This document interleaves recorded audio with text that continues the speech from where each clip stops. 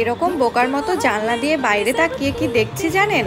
চলুন আপনাদেরও দেখাই। বৃষ্টি হচ্ছে। বৃষ্টিটা দেখতে দেখতে আমার এত খিদে পেয়ে গেছে, আমি চলে গেলাম রান্নাঘরে।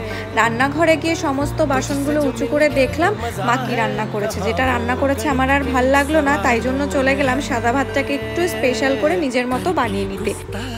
দেখুন এখানে আমি দিয়ে দিচ্ছি পেঁয়াজ, লঙ্কা আর আদা। এগুলোকে ফোড়ন দিয়ে আমি একটু ভেজে নিয়ে এর মধ্যে দিয়ে দেবো গাজর আর কেটে রাখা বিনস। এগুলোকে সুন্দর করে ভেজে নিয়ে আমি ঢেলে দিচ্ছি সাদা ভাত। ভালো করে নেড়েচেড়ে এর মধ্যে দিয়ে দেবো কিছু মশলা। এখানে আছে গোলমরিচ, জিরের গুঁড়ো, লঙ্কার গুঁড়ো আর দিয়ে দিচ্ছি একটু টমেটো সস। ব্যাস সব কিছু একসঙ্গে নেড়েচেড়ে এর মধ্যে নামিয়ে নেওয়ার আগে দিয়ে দেবো একটু লবণ, তারপর দিয়ে দেবো একটু কুচিয়ে রাখা ধনেপাতা। ব্যাস সুন্দর করে সাজিয়ে 5 মিনিট মতো ভালো করে নেড়েচেড়ে রেডি আমাদের ফ্রাইড রাইস। এটা খেতে দারুণ লাগে।